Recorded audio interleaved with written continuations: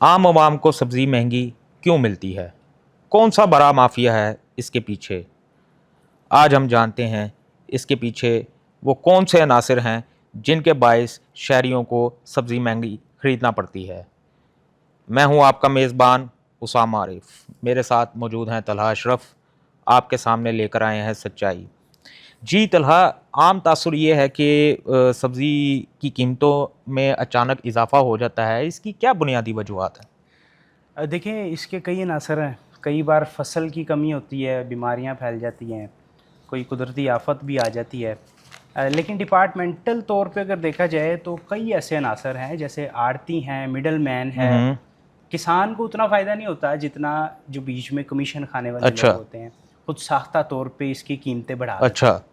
और ये जो मंडियों में अक्सर जो है वो दो नंबरी होती है, बेज़ाब्तगियों का इंकशाफ होता है। इसका क्या मसला है? बिल्कुल ऐसा ही है।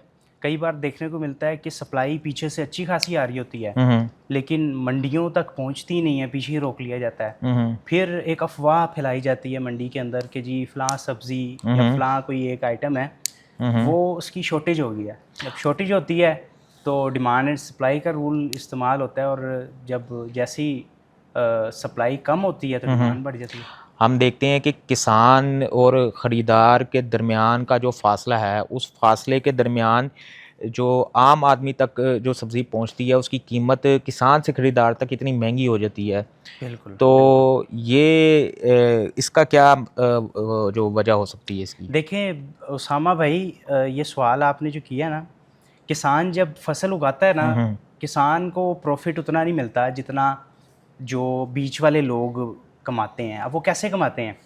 कुछ कैसे? कुछ कमाते भी हैं, कुछ खुद साख्ता तौर पे भी उनकी कीमतों में ऐड होता जाता है। कैसे? जब किसान ने उगाया, उसने वहाँ से काश्त करके उसे निकाला और आगे बेच दिया।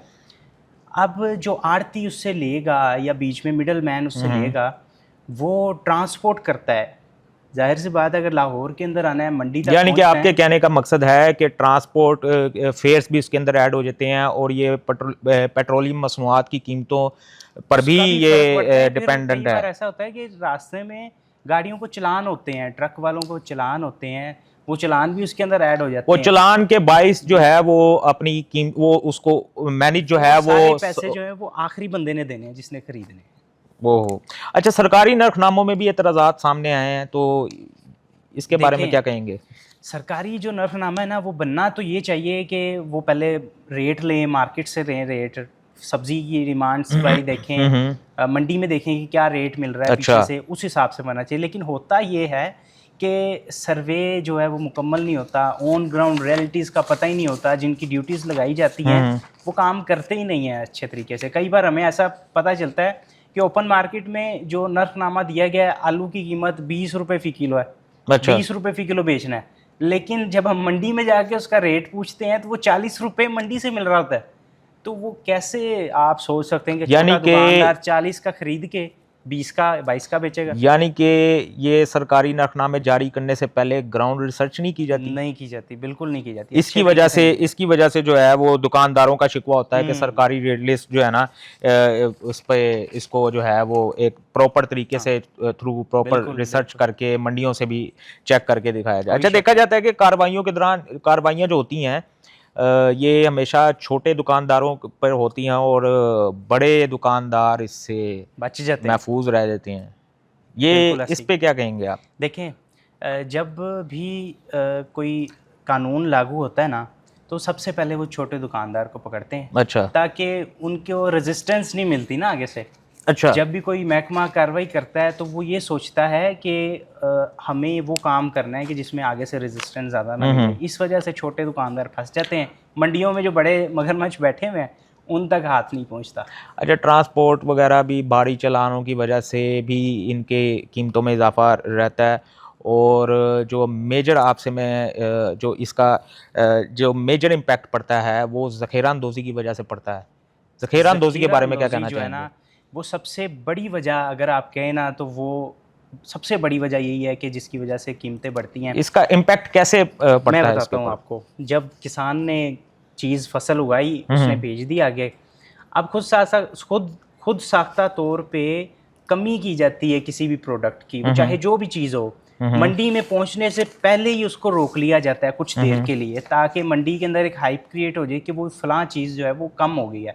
वो चाहे गंदम है चाहे सब्जी है, सबके ऊपर एक ही अच्छा। जो असूल है वो लागू होता है। अच्छा। जब आपने चीज़ को कंट्रोल कर लिया, सप्लाई को कंट्रोल कर लिया, तो आपको पता चलता है जी मंडी में चीज़ ही नहीं है, तो हर किसी की कोशिश होती है कि फ़लाँ चीज़ मिलनी चाहिए, और ख़ुद ब खुद ही उसकी जो कीमतें हैं वो बढ़ना शुरू होती है। तो खुद मंडी के अंदर भी लोग बैठे होते हैं, ये पूरा माफिया काम करता है, जिनको मुकम्मल इल्म होता है कि पीछे से सप्लाई कितनी आ रही है, लेकिन वो फिर भी छुपा के रखते हैं, और जिसकी वजह से सारे काम तो हुकूमत को इसको कंट्रोल करने के लिए क्या इक़दामात ज़रूरी चाहिए? देखिए, हुकूमत को चाहिए कि सबसे पहले जो अपने डिपार्टमेंट्स हैं उनको मुनज़्ज़म करे। सबसे पहले तो ये चीज़ है ना कि आप अपने नर्फनामे रिसर्च बेस्ड बनवाएं, आप ऑन ग्राउंड रियलिटीज़ के ऊपर बात करें, आप ऐसा करें कि सर्वेज जो होते हैं, रेट जो लिए जाते हैं वो सही हों। यानी कि आपके कहने का मकसद है कि आपके कहने का मकसद है कि सरकारी नरखनामे के मुताबिक जो सब्जियां हैं वो फ़रोख्त मंडी से लेके ख़रीदार तक उसका चेक एंड बैलेंस किया जाए। एक चीज़ है। दूसरी चीज़ ये है कि वो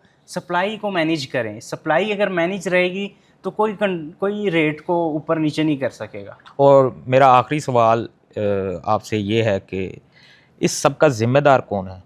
सब्जियों की कीमतों में इजाफा जो होता है। देखिए उसामा भाई, एक अनासर बहुत सारे हैं, एक शख्स को या एक महकमे को इसका ज़िम्मेदार ठहराना काफ़ी मुश्किल है। सबसे पहले तो हुकूमती अदारे आते हैं जिनकी नेगलिजेंस की वजह से ये सारे मामला देखते हैं। ज़िले इंतज़ामिया इसके अंदर सबसे बड़ा रोल अदा करती है। प्राइस कंट्रोल मजिस्ट्रेट सही तरह काम नहीं करते। कई बार मंडियों में नहीं देखा जाता कि जी मंडी में क्यों कीमत ज़्यादा मिल रही है, वही बात आ जाती है कि छोटे लोगों को पकड़ लिया जाता है। फिर उसके बाद चेक एंड बैलेंस नहीं होता कि चलान ज़्यादा क्यों हो रहे हैं किसी बड़ी गाड़ी के, वो अगर उसमें कोई मसला नहीं है।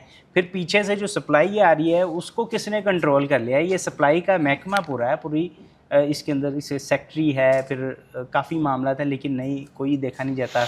यहाँ पे भी ठीक करना पड़ेगा।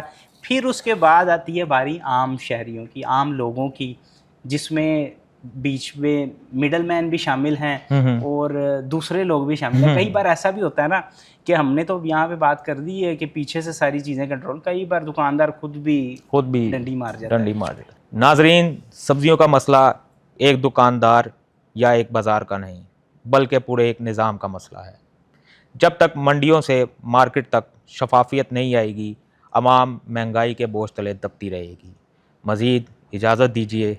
अल्लाह हाफ़िज़।